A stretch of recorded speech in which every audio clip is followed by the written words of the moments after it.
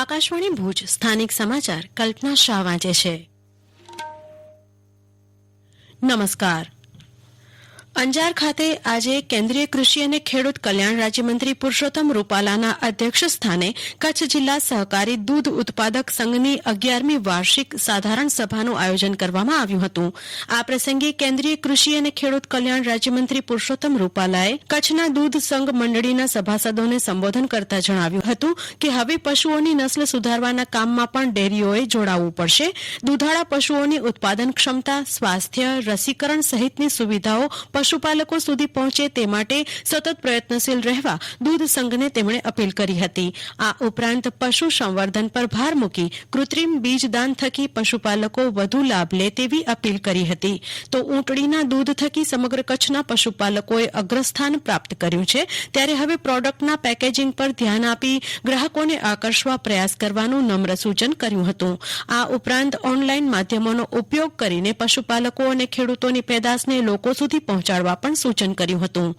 આ પ્રસંગે સામાજિક શૈક્ષણિક પછાત વર્ગોનું કલ્યાણ અને પ્રવાસન રાજ્યમંત્રી વાસણભાઈ આહિરે જણાવ્યું હતું કે કચ્છના ભૂકંપ બાદ જિલ્લામાં દૂધ ઉત્પાદન ક્ષેત્રે ક્રાંતિના મંડાણ થયા અને કચ્છને ખડું કરવામાં પશુપાલકોનો બહુ મોટો ફાળો રહેલો છે. સરહદ ડેરીના ચેરમેન વલમજીભાઈ હુંબલે ઉત્પાદક સંઘની 11મી વાર્ષિક સાધારણ સભાના પ્રસંગે જણાવ્યું કે સરહદ ડેરીએ શરૂઆતના 3 જ વર્ષમાં 3 લાખ લીટર દૂધ ઉત્પાદન તેમજ પ્રોસેસિંગ પ્લાન્ટ ઉભો કર્યો, તેમજ 5 વર્ષમાં કેટલ ફીડ પ્લાન્ટ 55 કરોડ રૂપિયાને ખર્ચે શરૂ કરવામાં આવ્યો હતો, જે કચ્છના પશુપાલકોનો મક્કમ નિર્ધાર વ્યક્ત કરે છે. તેમણે ઉમેર્યું કે હાલે સરહદ ડેરીમાં 700 મંડળી જોડાયેલ છે, જેને દરરોજ 2 કરોડ રૂપિયાનું ચૂકવણું કરવામાં આવે છે અને વાર્ષિક ટર્નઓવર 700 કરોડ રૂપિયા પહોંચી ચૂક્યું છે. અમૂલમાં એક કચ્છીને વાઇસ ચેરમેન પદ મળે તે સૌ કચ્છી પશુપાલકો માટે ગૌરવ હોવાનો પણ તેમણે ઉલ્લેખ કર્યો હતો. જિલ્લા મથક ભુજ ખાતે કચ્છ જિલ્લા પંચાયતની આજે અંતિમ સામાન્ય સભા મળી હતી. જિલ્લા પંચાયત પ્રમુખ લક્ષ્મણસિંહ સોઢાના અધ્યક્ષ સ્થાને મળેલી બેઠકના પ્રારંભે જિલ્લામાં તાલુકા વાઇઝ આંગણવાડીના શ્રેષ્ઠ કાર્યકર, હેલ્પર મહિલાઓને માતા યશોદા એવોર્ડથી સન્માનિત કરાયા હતા.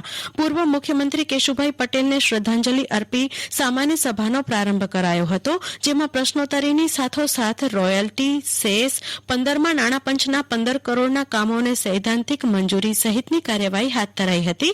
આ પ્રસંગે શ્રી સોઢાએ વિપક્ષના અભિગમને પણ બિરદાવ્યો હતો. કોરોના મહામારીના પરિણામે કચ્છમાં બહારના પ્રવાસીઓની સંખ્યામાં ઘટાડો નોંધાતા તેની અસર હસ્તકળા કારીગરી સાથે સંકળાયેલા લોકો પર પણ પડી રહી છે. મુન્દ્રા ખાતે બાટિકનો વ્યવસાય કરતા ખત્રી મોહમ્મદ ફારૂકે આકાશવાણીને જણાવ્યું કે કોરોના લોકડાઉન પછી ધંધાને સારો એવો ફટકો પડ્યો છે અને હાલ કોરોનાના કેસો વધતા ફરી જો અવરજવર બંધ થાય તો આ વ્યવસાય સાથે સંકળાયેલ લોકોની મુશ્કેલી વધવાની ભીતિ સેવાઈ રહી છે. ફારૂક અબ્દુલ્લા, મુન્દ્રા, કચ્છ. અમારું બાટુકનું કામકાજ પહેલા તો જયારે કોરોના ન હતો ત્યારે રેગ્યુલર હતો, ત્યારે સારામાં સારો એટલો ધંધો ચાલતો જ હતો. પણ હમણાં જ લગભગ 5-7 મહિનાથી જે કોરોનાનું જે લોકડાઉન થઈ ગયું ત્યાંથી બહારની જે વ્યક્તિ જે બધા આવવાનું બંધ થઈ ગયું, તો એમાં હવે 5-7 મહિના ઘણી તકલીફ પડી. કારણ કે કોઈ માલ લેવા વાળો તો હતો જ નહીં, કારણ કે આખો માર્કેટ જ બંધ હતી. અમારે ના છૂટકે પછી કારીગરને સાચવવા માટે કારખાનું ચાલુ રાખવું પડતું હતું ને એને દરરોજ જે મેન થાય આપવું જ પડતું હતું. એટલે પૈસાને આર્થિક રીતે ઘણી તકલીફ પડતી હતી. ત્યાં દરમિયાન તમે થોડું ચાલુ રાખતા હતા, પણ હવે 1-2 મહિના શરૂ થઈ ગયું છે. જિલ્લા જોડાની સ્વચ્છતા યુનિટ કચ્છ અંતર્ગત water and sanitation management organisation વાસ્મો દ્વારા જલ જીવન મિશન કાર્યક્રમ અંતર્ગત મંજૂર થયેલી 585.72 લાખની વિવિધ 47 યોજના પૈકી જિલ્લાના કુલ 2085 જેટલા ઘર ઘર નળ કનેક્શનની સંખ્યામાં વધારો થશે.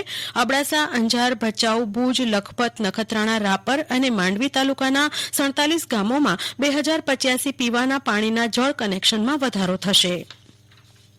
અરબી સમુદ્રમાં ઉદભવેલું ગતિ વાવાઝોડું પશ્ચિમ દક્ષિણ પશ્ચિમ દિશામાં આગળ વધી આજે વિખેરાય તેવી સંભાવના છે. આથી રાજ્યના માછીમારોને દરિયા કિનારા નજીકના વિસ્તારો માટે કોઈ ચેતવણી અપાઈ નથી. જો કે દક્ષિણ પશ્ચિમ અરબી સમુદ્રમાં મધદરિયે પવનની ગતિ 130 કિલોમીટર પ્રતિ કલાક થાય તેવી સંભાવના હોવાથી રાજ્યના માછીમારોને અરબી સમુદ્રમાં મધદરિયે નહીં જવાની સૂચના અપાઈ છે. દરમિયાન રાજ્યના સૌરાષ્ટ્ર તથા કચ્છના ઘણા વિસ્તારોમાં લઘુત્તમ તથા મહત્તમ તાપમાન સામાન્ય કરતાં તાપમાનમાં 1 થી 5 ડિગ્રી ઓછું નોંધાયું છે. સૌથી ઓછું 9 ડિગ્રી સેલ્સિયસ તાપમાન કચ્છના નલિયા ખાતે નોંધાયું છે. આ ઉપરાંત કંડલા પોર્ટ ખાતે 12 તેમજ જિલ્લા મથક ભુજ ખાતે 15 ડિગ્રી સેલ્સિયસ લઘુત્તમ તાપમાન નોંધાયું હતું. અને આ સાથે આ સ્થાનિક સમાચાર બુલેટિન પૂરું થયું. નમસ્કાર.